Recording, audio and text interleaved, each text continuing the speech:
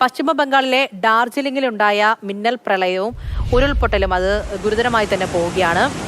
മരിച്ചവരുടെ എണ്ണം 28 ആയിരിക്കുന്നു എന്നാണ് വിവരം.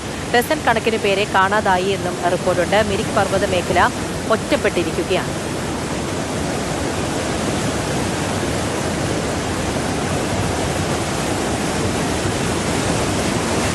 ബി ബാലഗോപാലാണ് ഈ വാർത്തയുടെ വിവരങ്ങൾ നൽകുന്നത്. Balu, good morning. ദൃശ്യങ്ങളൊക്കെ ഓരോന്നും ഇങ്ങനെ പുറത്തു വരുന്നുണ്ട്. ഭീതിപ്പെടുന്നത് തന്നെയാണ്. പ്രത്യേകിച്ച് ഡാർജിലിംഗ് ആണ്, വിനോദസഞ്ചാര മേഖല കൂടിയാണ്. വിനോദസഞ്ചാരികളൊക്കെ പലയിടങ്ങളിലും പെട്ടുപോയിട്ടുണ്ടാകാം. എന്താണ് അവിടെ നിന്നും അറിയാൻ കഴിയുന്നത്? ഒപ്പം തന്നെ ഈ നടപടികൾ, രക്ഷാപ്രവർത്തനം ഉൾപ്പെടെ എങ്ങനെ പോകും? പൂജ, വളരെ ദുഃഖകരമായ കാര്യങ്ങളാണ് ഇപ്പോൾ ഡാർജിലിംഗിൽ നിന്ന് നമുക്ക് അറിയാൻ വേണ്ടി കഴിയുന്നത്. ഡാർജിലിംഗിലെ പല മേഖലകളും ഇപ്പോൾ ഒറ്റപ്പെട്ടു പോയിരിക്കുകയാണ്. ഈ മരണസംഖ്യ ഉയരുന്നുണ്ട്.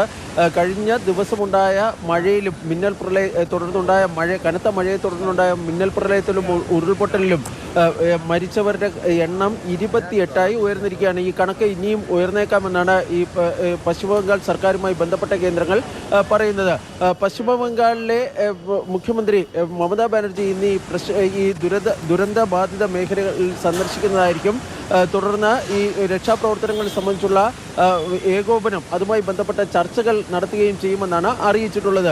നിലവിൽ ഈ ഡാർജിലിംഗിലെ ചില മേഖലകൾ, അതായത് മുറിക്ക ഉൾപ്പെടെയുള്ള മേഖലകൾ ഇപ്പോൾ ഒറ്റപ്പെട്ടിരിക്കുകയാണ്. അങ്ങോട്ടേക്കുള്ള ഒരു പാലം ഒലിച്ചു പോയിരുന്നു.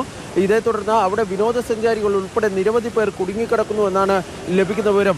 മലയാളികൾ കുടുങ്ങിക്കിടക്കുന്നുണ്ടോ എന്നതിനെ സംബന്ധിച്ചുള്ള വിവരങ്ങളൊന്നും തന്നെ ഇതുവരെ ഔദ്യോഗികമായി നമുക്ക് ലഭ്യമായിട്ടില്ല. കഴിഞ്ഞ ദിവസങ്ങളിൽ ഈ ഡാർജിലിംഗ്, സിലിഗുഡി തുടങ്ങിയ പ്രദേശങ്ങളിൽ മലയാളികൾ ഉൾപ്പെടെയുള്ള വിനോദസഞ്ചാരികൾ പോയിട്ടുണ്ട്. ഇതിൽ ചിലർ സിക്കിമിലേക്ക്, അതായത് ഗാംഗ്ടോക്കിലേക്ക് പോവുകയും ചെയ്തിട്ടുണ്ട്. അവർക്കൊക്കെ ഇപ്പോൾ നിലവിൽ ഈ മടങ്ങി വരുന്നതിനുള്ള ചില പ്രായോഗികമായ ബുദ്ധിമുട്ടുകൾ നേരിടുന്നുണ്ട് എന്നാണ് ലഭിക്കുന്ന വിവരം. ഏതായാലും ബാലഗോപാലാണ് വിവരങ്ങൾ നൽകിയത്.